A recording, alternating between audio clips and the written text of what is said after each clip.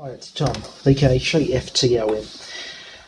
Last video I made was on VHF 2 metre antennas and UHF 70 centimetre antennas. This time I'm going to talk about the fact that I, as a foundation licensee, I am allowed on HF, and what antennas I use, and why. And well, as we went into the last antenna video, I've got antenna restrictions here. Nobody can know the So the first antenna that I'm going to show you is nice and small and fits that criteria very well. Stand by and I'll show you. This is the first antenna, the MFJ 1899T, which is made by MFJ for the FT817. The only thing that I've done is I've put a little adapter on the bottom for PL259, so that way I can put it straight into a mag mount base, so that way I can get it away from my body, because I've noticed if I'm operating and I'm too close to it, the SWR goes up and down. So that's the coil for the antenna. That's the telescopic whip. That's the this is the jump lead. So for example, let's say I want to go for 40 meters. This is very hard to do while on camera and try to do it at once.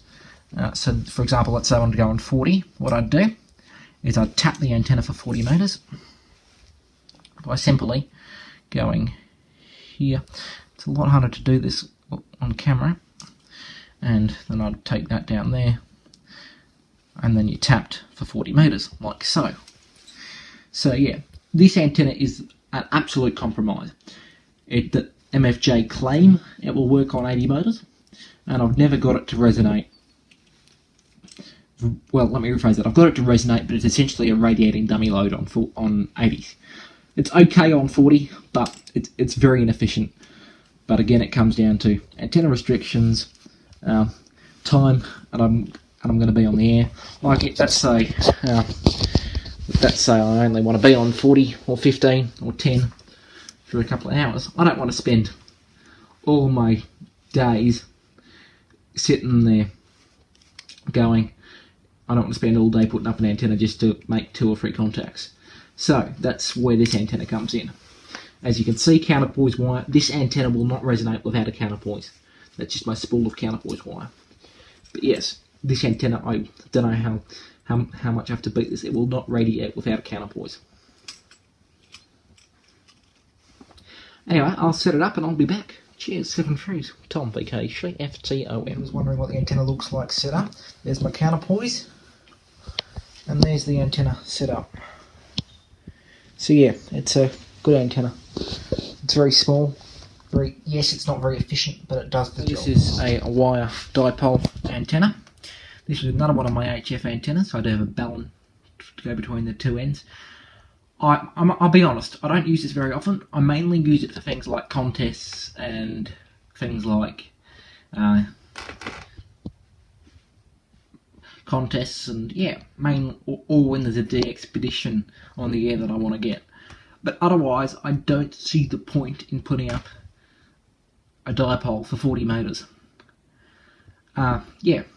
Anyway, it's just the time and effort required, considering I've got the MFJ and I've got mag loops and all sorts of antennas. Don't get me wrong, the dipole's great for 40, but yeah.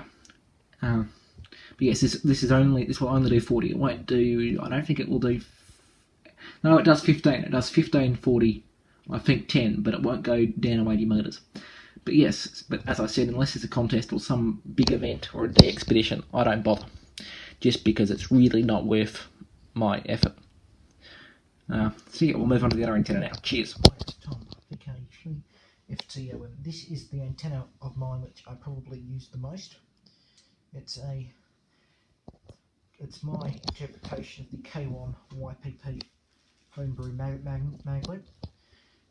So that's, I followed K1 YPP's design to build this.